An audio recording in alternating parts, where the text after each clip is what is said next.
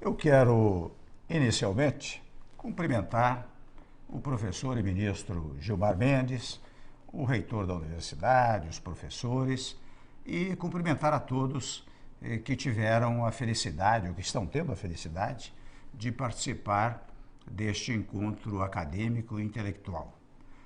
Os senhores sabem que o meu desejo maior, seria estar hoje com os senhores e as senhoras aí neste encontro.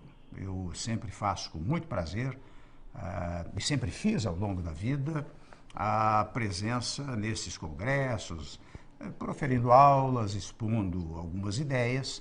E agora, como não pude ir, o professor Gilmar Mendes, muito delicado e gentilmente, disse: você poderia mandar um vídeo. Eu sei que o vídeo, e desde logo ressalto esta ideia, é diferente de uma presença física.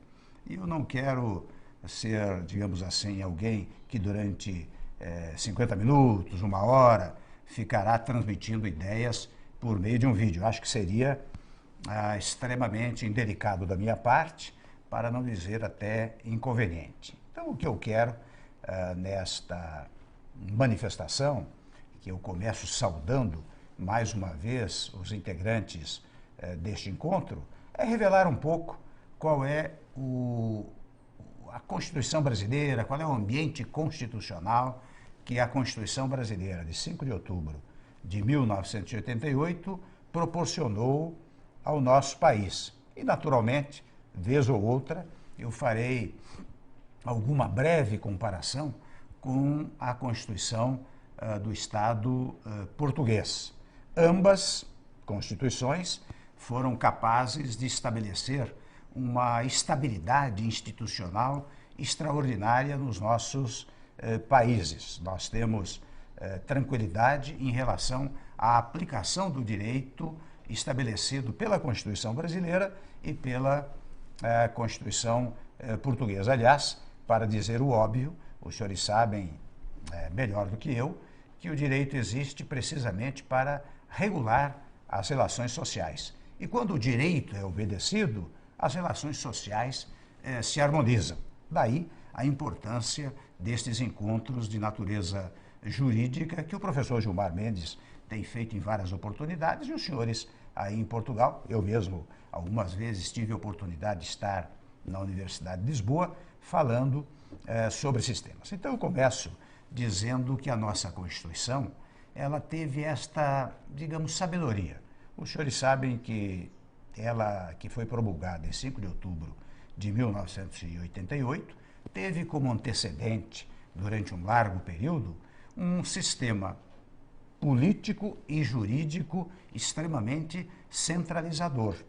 Então, quando se movimentou a sociedade brasileira para uma reconstituição do país, portanto, a luta pela Assembleia Nacional Constituinte, foi para dar a todos os do povo brasileiro a oportunidade de participar da criação do novo Estado brasileiro. Nós sabemos, para nós da classe jurídica, que o Estado nasce precisamente quando nasce, sob o foco jurídico, uma nova Constituição. É diferente do fenômeno histórico, do fenômeno geográfico, do fenômeno sociológico, é claro, que você examina o Estado desde o momento em que surgiu. Mas para nós da área jurídica, reitero, o Estado nasce quando nasce a Constituição.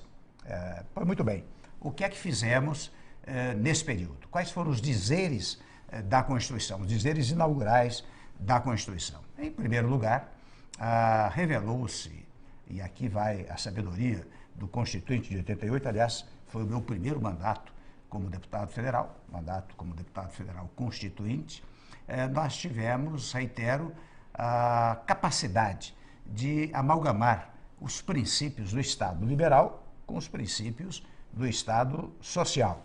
Tanto que, como nós saímos, repito, de um Estado autoritário e centralizador, fizemos questão de enaltecer os direitos individuais. O nosso artigo 5º da Constituição tem um longo elenco, mais de 70 dispositivos no artigo 5º, ressaltando e relatando quais sejam os direitos individuais, mas não satisfeito com isto, ainda disse, num dos seus parágrafos, que a lista daqueles direitos ali incluídos não é exaustiva, exemplificativa, porque, na verdade, diz que outros direitos individuais, poderão ser retirados do exame sistêmico do texto constitucional. E, no outro parágrafo, ainda registra que os tratados internacionais referentes aos direitos humanos, quando aprovados pela maioria necessária para aprovar uma emenda constitucional,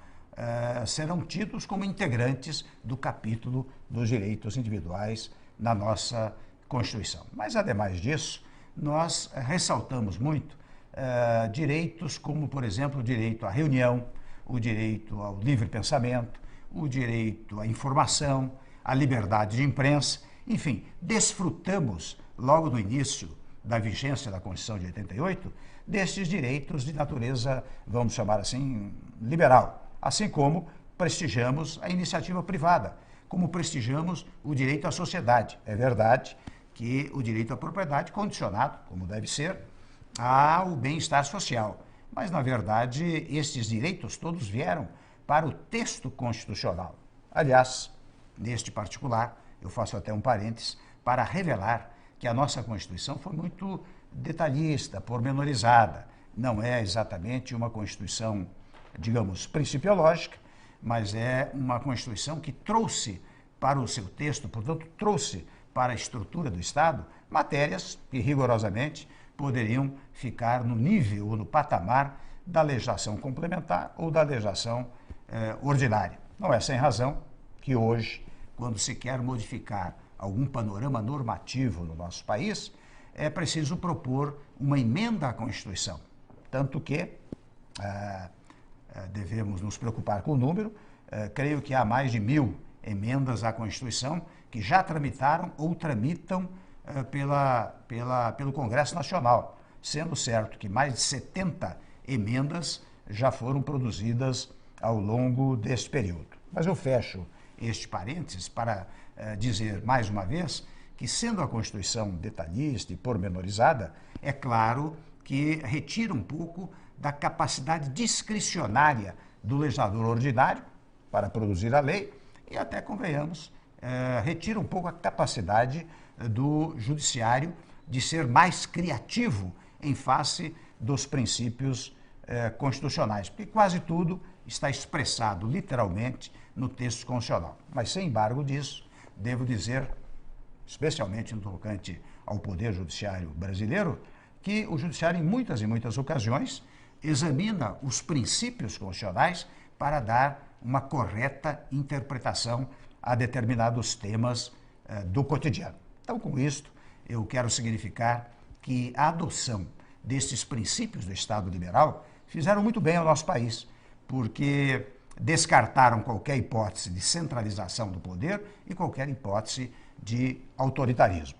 Nós desfrutamos destes, digamos, direitos durante muito tempo, mas é evidente, tenho dito com frequência, que muitas e muitas vezes o cidadão, né, aquele menos provido economicamente, com dificuldades econômicas e até com dificuldades de participação na vida social e política do Brasil, num dado momento, ele se perguntou, muito bem, eu tenho direito à manifestação, à livre manifestação, tenho direito de me associar, de me reunir, mas eu quero pão sobre a mesa. Eu preciso de uma política que traga pão para a minha mesa e da minha família. E a verdade é que logo depois, também baseado nos princípios da própria Constituição, estabeleceu-se uma fórmula de adotar estes princípios sociais. O direito à alimentação, o direito à moradia, foram temas programáticos do texto constitucional, mas que resultaram em medidas concretas para, na verdade, devo registrar um fato conhecido, para levar mais de 35, 36 milhões de pessoas da extrema pobreza para o primeiro patamar da classe média. E eu devo dizer que, vejam, eu estou falando que houve momentos em que nós desfrutamos dos direitos do liberalismo e num outro momento, desfrutamos, já que previsto se acha no texto constitucional, os direitos decorrentes de um Estado social, do socialismo.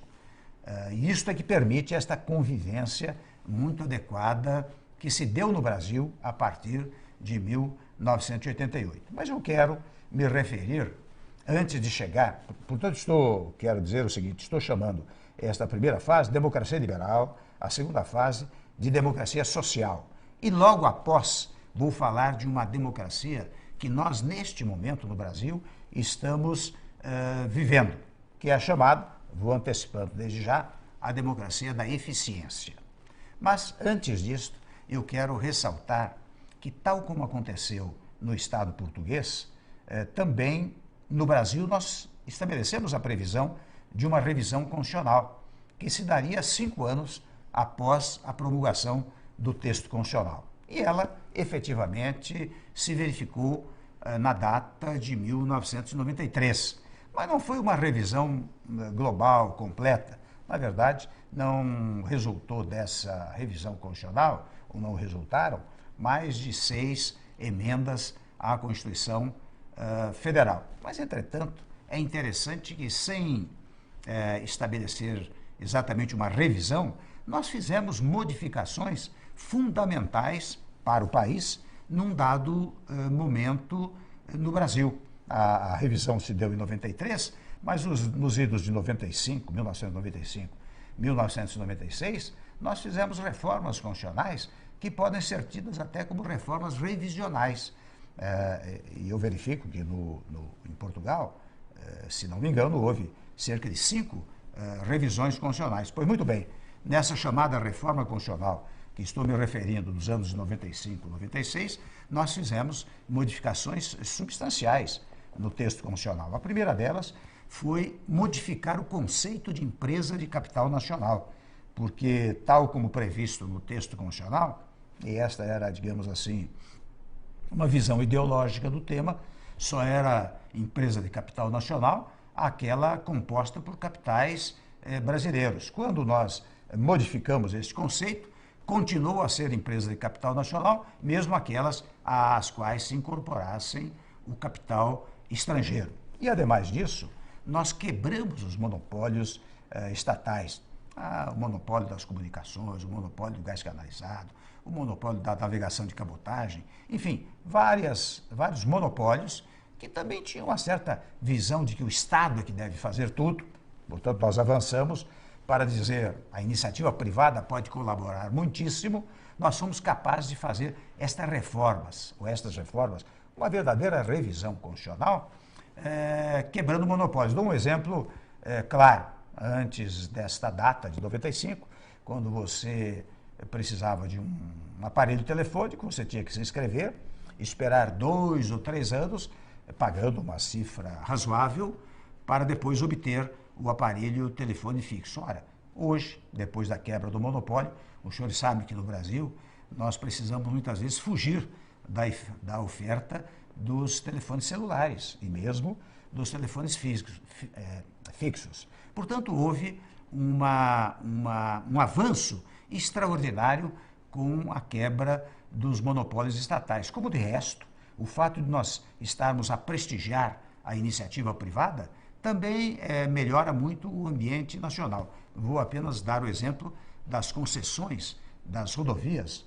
federais, estaduais, que melhoraram muito a capacidade, a mobilidade nas estradas federais, estaduais e até mesmo municipais. Os senhores sabem que o tema da mobilidade urbana é um tema que também aflige o país. Esta mobilidade que estou mencionando é uma mobilidade interurbana, mas que melhorou sensivelmente o tráfego dos veículos nessas rodovias, fruto precisamente das concessões que foram feitas dentro desse novo clima que eu estou mencionando especialmente a partir de 1995. Então, neste período, volto a dizer, nós tivemos reformas estruturais que poderiam ser caracterizadas, quem sabe, como uma revisão constitucional. Só não o foram porque o seu quórum era um quórum especial que demandava, como demanda até hoje, uma dificuldade maior para a modificação constitucional. Mas, fechando mais uma vez este parênteses, eu quero voltar ao que nós chamamos de democracia da eficiência. Porque aconteceu o seguinte, vejam que coisa interessante, depois que nós aplicamos as regras do Estado liberal, aplicamos as regras do Estado social, quando levamos milhões de pessoas para o primeiro patamar da classe média, as exigências por uma eficiência do poder público aumentaram sensivelmente. Aliás, não apenas do poder público, mas de igual maneira em relação aos serviços privados. Pessoas que antes não podiam viajar por avião, não podiam ter um carro, passaram a exercitar esses direitos, né?